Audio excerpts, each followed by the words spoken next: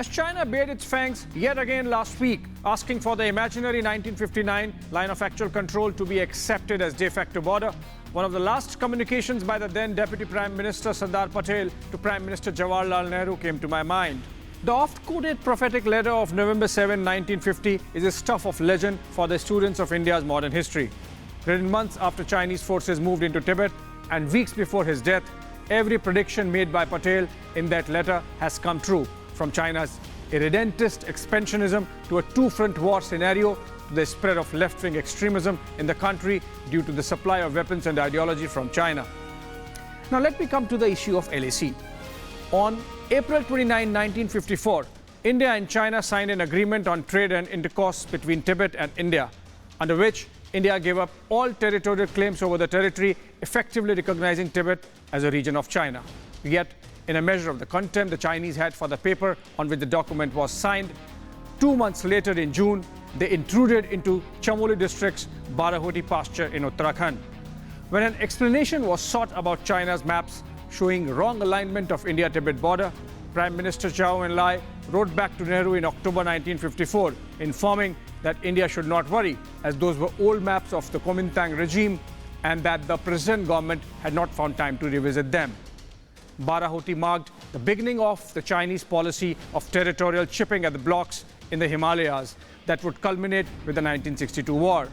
We continue to see what is now called salami slicing by the strategic community in the present, with Depsang in 2013, Chumar in 2014, Doklam in 2017 and Ladakh this year. As per an MEA white paper on India-China border dispute brought out in 1963, Zhou wrote to Nehru again in November 1956, offering to accept the McMahon line in the east as the boundary between the two nations, essentially admitting to Arunachal Pradesh as part of India.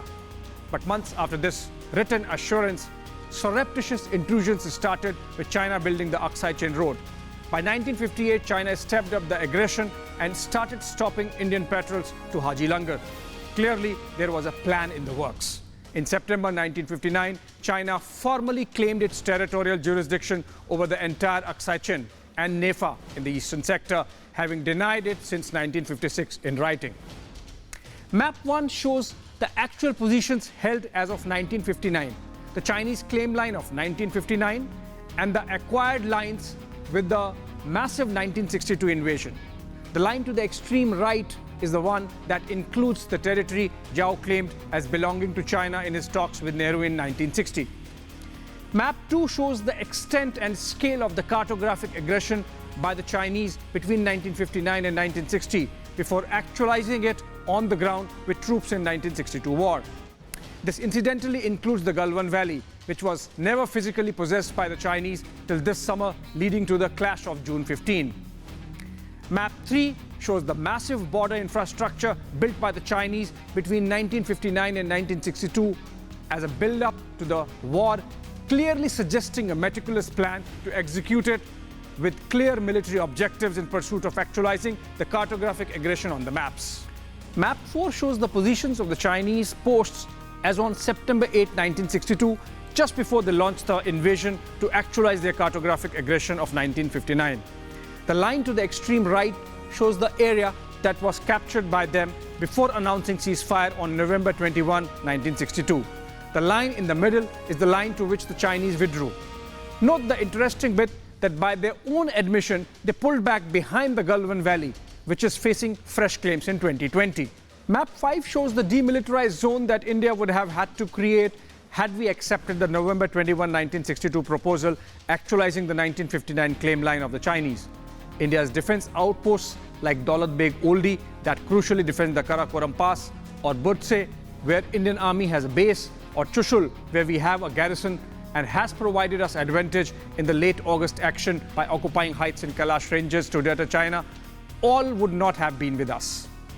Through these maps, we have just seen China's year-wise cartographic creep, even as at the diplomatic level, the Chinese continued to obfuscate on the exact boundary. This story has not changed since 1993, when the latest round of border talks began. Basically, where the LAC stands depends on China's capacity to project power and existing leadership's willingness to push the envelope, rather than international rule of law, or long existing customs and traditions on boundary issues. I come back to where I began.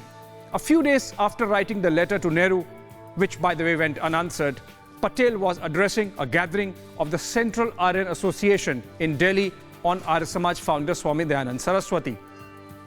In this Kali Yuga, we shall return ahimsa for ahimsa. But if anybody resorts to force against us, we shall meet it with force, Patel told the gathering. If Xi Jinping thought he will get a pass in the Himalayan passes this time, it might help reminding him Prime Minister Narendra Modi conceived Sardars as the world's tallest statue in Gujarat, perhaps reflective of their scale of inspiration and resolve. See you in the next episode of Get Me Right.